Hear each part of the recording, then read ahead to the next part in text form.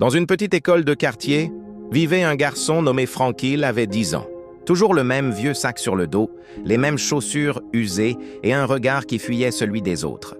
Les enfants le regardaient en passer sans jamais l'inviter à jouer. Frank parlait peu.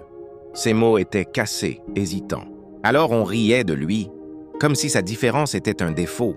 Sa maîtresse, Madame Sophia, voyait bien tout cela. Elle savait que Frank vivait seul avec sa mère et que chaque matin, c'était déjà un combat pour lui d'arriver jusqu'ici. Un vendredi matin, l'école organisa un concours de solidarité. Chaque élève devait faire un geste de bonté dans la semaine, puis le raconter devant toute la classe. Le lundi suivant, tout le monde avait quelque chose à raconter. Il y avait Thomas qui disait avoir aidé sa mère à ranger la maison. Grace qui avait donné un stylo à une camarade. Marc qui affirmait avoir aidé un vieil homme à traverser la route. Certains racontaient des histoires exagérées juste pour que la maîtresse les admire. Puis vint le tour de Frank. Tout le monde le fixa, sûrement persuadé qu'il n'avait rien fait, comme d'habitude. Francis se leva lentement, ses mains tremblaient. Il regarda le sol. Sa voix était faible. « Moi, j'ai prêté mon cahier à mon voisin. Il ne pouvait pas faire ses devoirs. Alors je lui ai donné le mien. Même si moi, je n'en ai qu'un seul. » Un silence, personne ne rit. Personne ne parla. Madame Sophia sentit son cœur se serrer. Car parfois, les plus petites choses demandent le plus grand courage. Les jours passèrent, et un événement inattendu arriva. L'école décida d'organiser une journée sportive. Les élèves formèrent des équipes. Mais personne ne voulait de Frank trop lent, trop faible, trop différent. Alors la maîtresse dit « Cette fois, Frank sera capitaine, et vous jouerez avec lui. » Les enfants protestèrent. « Mais madame, on va perdre !» Elle répondit doucement.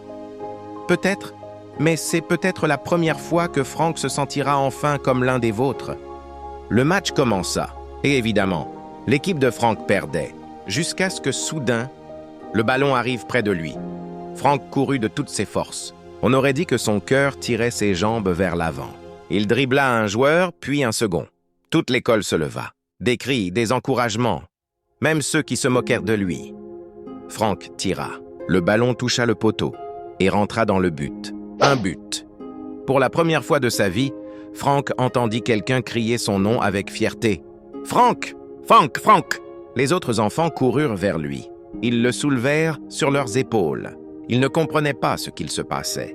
Il avait l'habitude d'être invisible. Ce jour-là, il était un héros. Ce soir-là, quand il rentra chez lui, il dit à sa mère « Maman, aujourd'hui, j'ai marqué un but et ils m'ont applaudi. » Elle l'embrassa avec des larmes dans les yeux.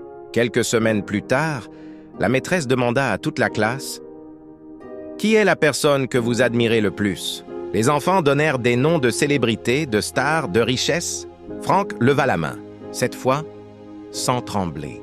« Moi, j'admire Madame Sophia parce qu'elle a été la seule à me voir quand personne ne me regardait. Et elle a cru en moi quand moi-même, j'avais abandonné. » La maîtresse ne put retenir ses larmes.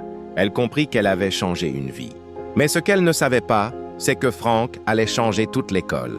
Depuis ce jour, on n'a plus jamais laissé un seul enfant seul à la récréation. Ils avaient appris une chose essentielle.